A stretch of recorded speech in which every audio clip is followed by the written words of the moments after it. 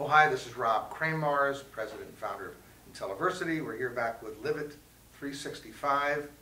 Jeff Godwin, the CEO and President, and Chief Science Officer, Dr. Bill Barnett. As I may have said before, this is not a solicitation for you to buy any stock in their company. It's not an offer to sell any securities. This is a training video for entrepreneurs and investors to learn what works in the raising of funds and in the leading of an entrepreneurial firm. It's a very interesting company. This is a consumer product company, as you may recall, selling supplements that are customized to each individual and delivered door to door, delivered right to your door.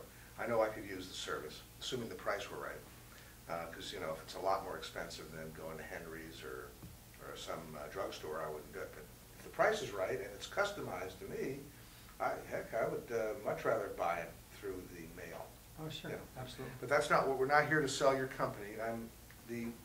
Where we left the prior video, I want to just take a moment on this subject, was the possibility that you'll go through a major pivot point.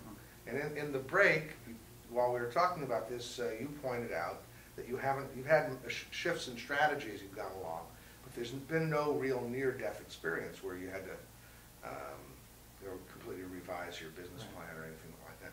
And the experience that we've had as investors in venture capital and venture capitalists is that the near-death experience comes later, after you're in the market, and you're ramping up, and cash flow just doesn't match the expenses, and you reach a point where you've got to do something different. And that's usually the kind of issue. That's the death point for probably 95% of the startup companies in the U.S. today. Yeah, and the myth is, everybody says the thing that causes most company fails is inadequate capital, because obviously you reach a point when your cash flow doesn't match expenses and you run out of capital, so you say the problem was we didn't have enough capital. But the underlying problem is that the company didn't pivot or see the problem early enough and pivot and change and modify it so they can avoid that. So the question is, what are you guys doing to prepare for that inevitable point where you, as a team, have to get together and decide to do something different than you're currently doing? Well, even though presently you don't believe that's going to happen. Well, yeah, obviously we hope that doesn't happen, but the answer to me is pretty easy. You need to stay in touch with the industry. Okay. You need to be able to watch the marketplace, watch the competitors, watch consumer trends, and be prepared to adjust and fluctuate. Our pivotal points so far, Rob, have really been our marketing strategies. Instead of taking a shotgun approach and trying to boil the ocean, as they say, we've become laser focused. We've narrowed it down, and we've looked at specific niches in the marketplaces that are perfect for our concept. You know, moving forward, you know, we launched the company and we come across pivotal points. You know, we're going to continue to use the team approach that we've used so far. Do you have anything to add to that? Yeah. Over the 30 years that I've been successfully running my business, I've managed to stay ahead of the curve by always remaining flexible.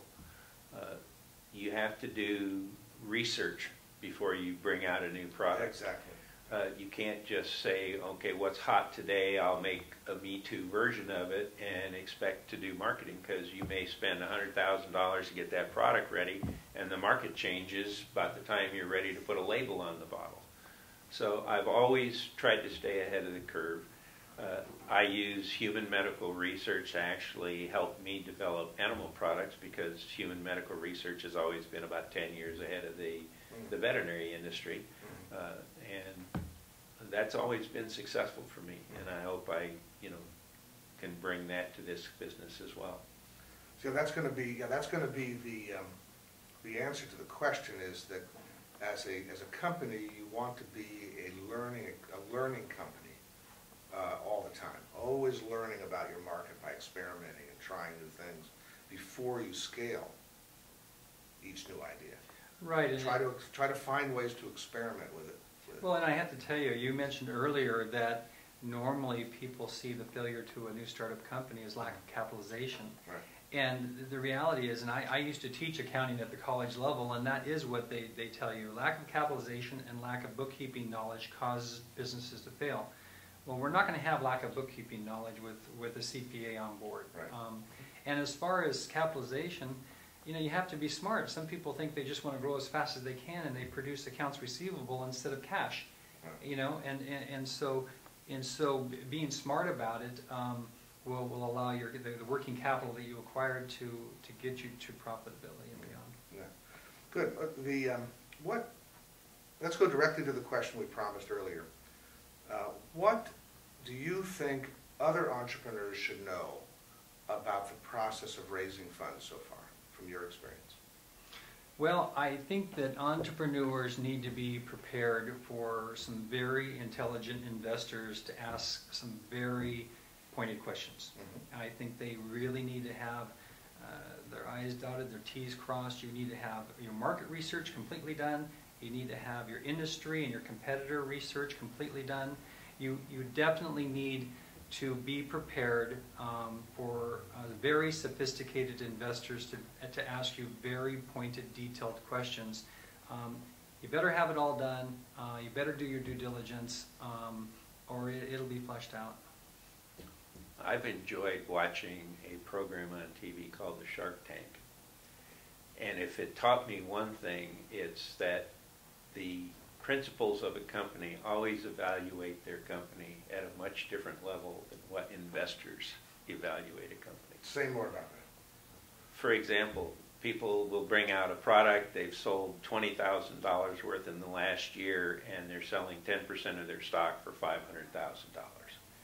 And the sharks just look at them and essentially eat them alive. You have to be realistic about what the value of your company is and the various stages that it's in when you go to an investor. Obviously, if you've already produced sales and you've got sales numbers of such and such, and you've got a good pro forma that shows if we do X, Y, and Z, we can ramp it to this. Realistically, that's going to show an investor that his money is being put in the right place. If all you've got is we think we can do this, or we hope we can do this, you're not going to get very far with today's sophisticated investor. I want to underscore what Dr. Barnett just said in a different way. As an investor, we know that no better than 1 out of every 2 or 1 out of every 3 companies will return capital to the investors. And statistically, it's 1 out of 10 will return capital. Forget the profits, but just any capital to the investor. But if you're smart, you're very good, the very best VCs, and the very best angels do up to 50%.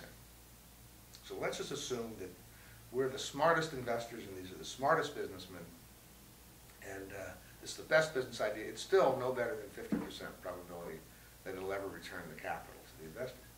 We all have to accept that truth. So therefore, we have to take into consideration that half of the deals we invest in, actually more, are never going to pay us back, and the winners have to pay for the losers.